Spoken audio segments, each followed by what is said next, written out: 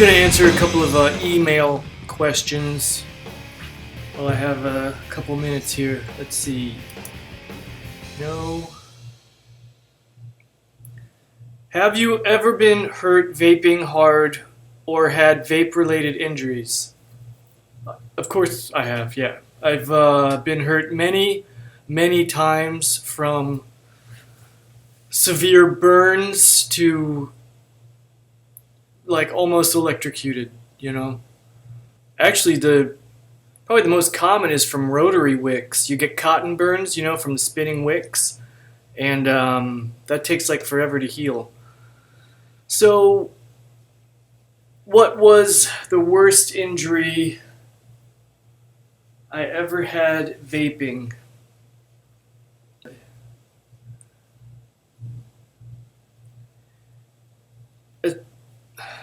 As some of you out there, advanced vapors out there might know, it's very easy to convert hot air balloon burners into a mod or a vape rig. So I've bought some old hot air balloon burners and hot air balloons on eBay, just to mess around with them. Let's see if I have some pics. Okay, so here, you see you got a dual, you got quad, and now some of you smarties out there, this might look familiar. Your eyes don't deceive you. If there were two more strands in there, that's like almost identical to an infinity cortex coil. So I modded this burner. I had it hitting crazy hard, and you would just not even be able to believe the amount of vapor that comes off of these, okay? And it will fill up the whole balloon if you choose to attach the balloon, to it. You still got to get in the basket to use it, but I made the mistake of attaching the balloon. I actually just forgot, and it does inflate. And the coils got so hot that, I'm floating over Los Angeles. So I'm not stupid. I stopped using it, and I just used the devices that I had on me to keep vaping. And just, so I'd lose altitude. I knew it would come down. I thought it was going to come, down gradually, but it actually, the weight of all the vapor in the balloon, once the hot air from the coils wasn't there, I came down really fast, and I crashed, basically. I crashed. And I came down in an industrial part of downtown Los Angeles through the roof of this industrial warehouse place. And there were all these windows on the roof. And I went through them, and it, shredded the balloon. So when I hit the ground inside, the balloon was shredded. It just was like a vapor bomb. Like, just the balloon hit, and just the vapor, it was like a smoke grenade went off in there. And there's, I broke my shoulder, and there's people screaming, and the glass everywhere, and I'm all cut up and bloody and crap, and everyone's screaming. And then I'm looking around as the vapor's clearing, and they thought that like someone was attacking them, like I was coming to, I was breaking in or something. I don't know what they were thinking. And it was chaos. So everyone's screaming. I look around and I realize that I'm in a Chinese star factory. And they think I'm breaking in, and guess what they had on hand, to throw at me? All of them. Did you guess Chinese stars? Wrong. Chairs. Chinese stars are their bread and butter, okay? They need to sell those to make money to pay the rent. They're not throwing the Chinese stars. It's 50 chairs thrown at me at once. If you've ever had a chair thrown at you, times that by 50.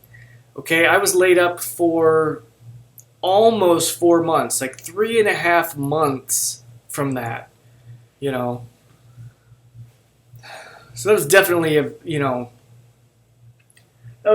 vape gone wrong. But the first half was so kick-ass that I almost can't really consider that a fail, you know? It was kind of worth it in a way.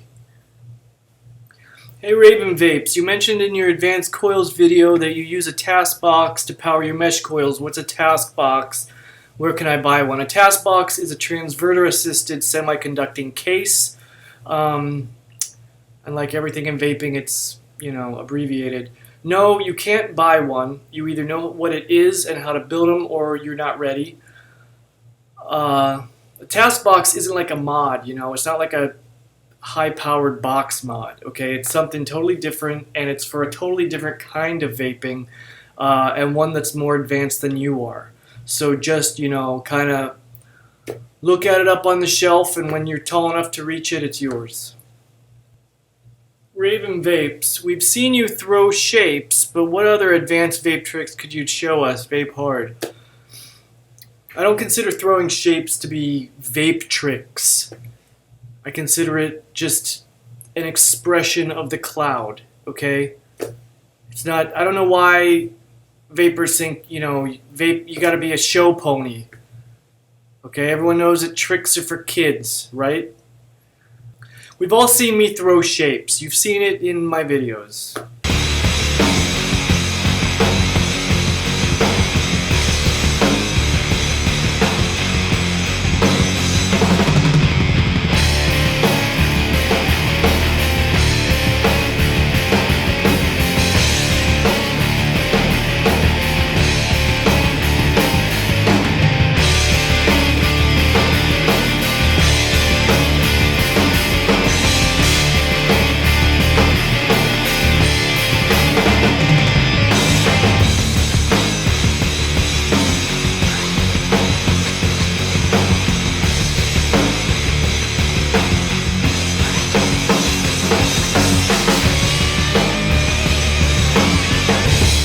It's not a trick. It's just how I vape. I'll humor you. I'll show you a couple of little tricks. You can try at home at your own risk. But you might, you know, gotta have your chops up a little to even attempt these. But we'll try one.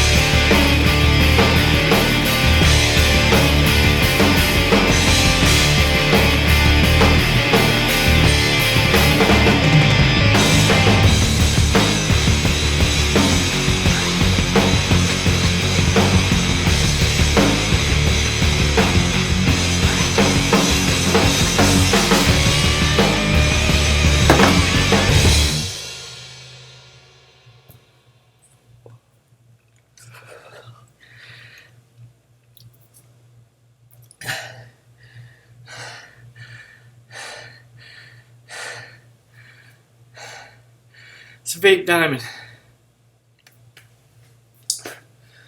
It's a vape diamond. It's also known as a king diamond because the guy that invented it was Danish. And like king diamond, it's like an instant headache. It's not a diamond, it's compressed vapor, okay? It's compressed vapor. It's like an instant headache.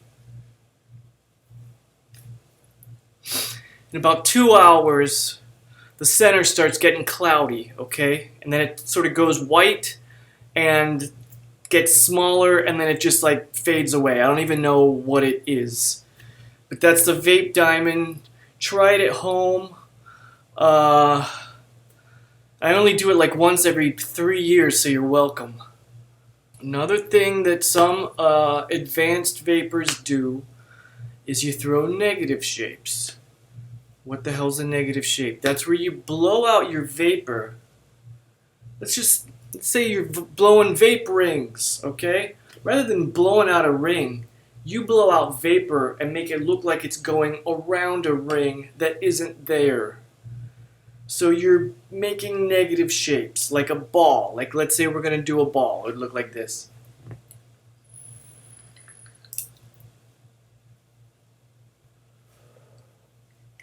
So now, alright, I'm done being a circus monkey. There were some email questions. You're welcome. Vape hard.